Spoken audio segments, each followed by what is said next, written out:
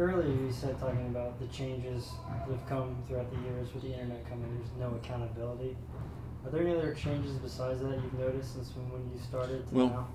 The internet situation is such that I think a lot of friends of mine are in the business still. They chase a lot of false rumors.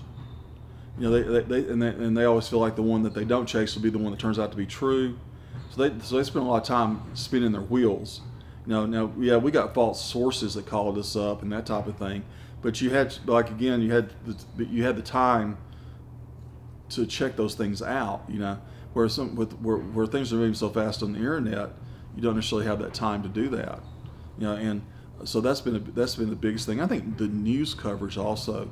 News coverage has become, TV news coverage has really expanded. I mean, the amount of time you have for a sports cast, for sports on a newscast has shrunk, but now they have the sports extra shows and things like that, and the high school night shows and things of that nature. So there's more of those things going on. So TV's become more immediate, I think, and more in depth than what they used to be. Used to be they covered the scores and it showed a highlight of a game.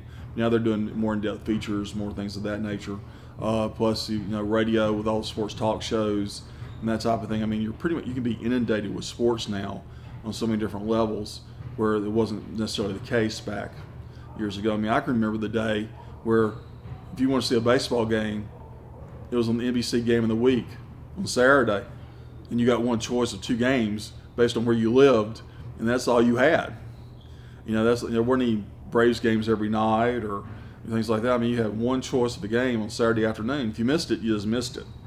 You know, if it was the Dodgers and Reds, and you wanted to see the Braves and somebody, too bad. You know, that was the only choice you had. So I do remember. So it's just the amount of sports information that's out there for people now is so much larger than what it was back when I was even in the 80s and early 90s. I mean, it's just grown exponentially, and a lot of that starts with ESPN. I mean, ESPN opened up the doors in so many different ways for everybody. Said, well, if ESPN do it on a national level, then I can do it on the local level. You know, so they're seeing. So it really just opened it all up, and and also the lack of relationships. I mean, you always were somewhat monitored by when you talk to a coach or when you talk to a player. I mean, you know, there's always somebody kind of listening, a PR person or whatever. But nowadays, getting one-on-one interviews is very difficult. You know, it's all group situations to a large extent. You might get a little one-on-one stuff, but it's really rare. Usually there's 2 or 3 people standing with you. And there was a case at one time where, you know, if you want to talk to somebody about, you know, one-on-one, you could. The amount of time you have with players lots of times is limited. You know, that's an issue you have to deal with as well. So there's all that stuff going on. So that's changed a lot as well. I mean, back in the older days, back when players traveled on trains and stuff like that, the reporters really got to know, because you're on a train a couple of days sometimes with the Maryville football team traveling or whatever, and you know, even when I was covering, you know, you might share the same plane with them or whatever. You were spending more time with the athletes. You might go out to eat with them as a group or whatever. I used to eat with Tennessee State's team all the time, and but now it seems like there's even more of a gulf between the athletes and the media. And I think that's, and I hear people in the business now talk about that they just don't sense, they just don't have that relationship that there once was with athletes. You know, and they might not like what you've written, and they may have problems with it. But you know, but at least there was a give and take. There was an exchange, and just between the two of y'all or whatever. And that's just not the case anymore. Much. I mean, it's very rare, very very rare. All right. One last question for you. I'm sure you already do it a bunch being professional. But what advice would you give to prospective and upcoming journalists?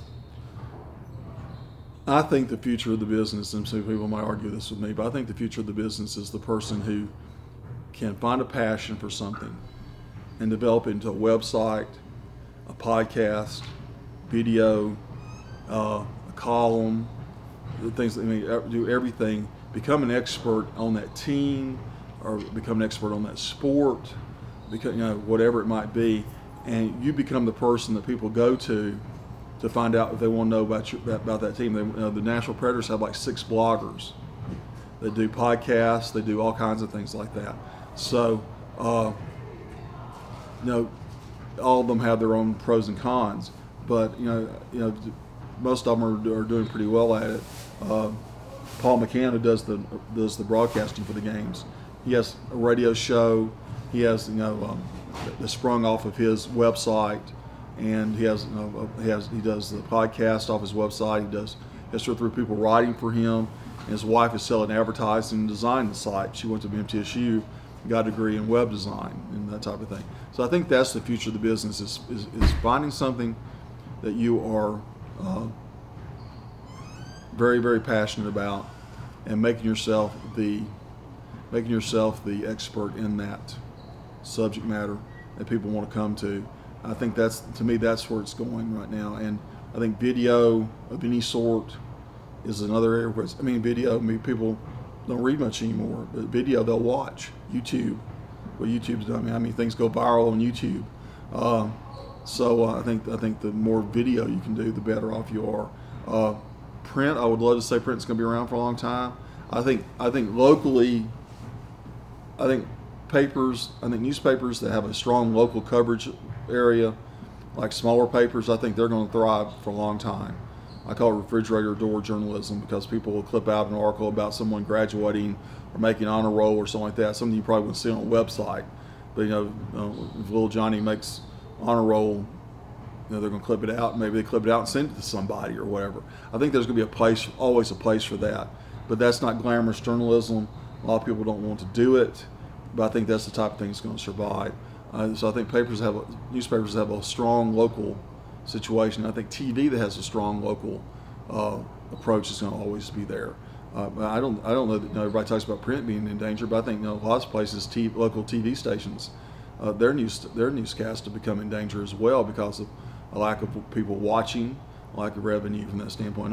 I think Orlando has dropped 1 or 2 of its local news, 1 or 2 of their stations down there have dropped their local news. Just is going with the national news situation. That's it. But I think locally, things are going to keep going. But I really do believe that the more varied you are, and the more you can become an expert in what you do, the better. I think that's the future of the business. I really do. And I think video will always be there as well. I think it's always going to be there, and it's going to be a tough business to maintain. I mean, it changes all the time.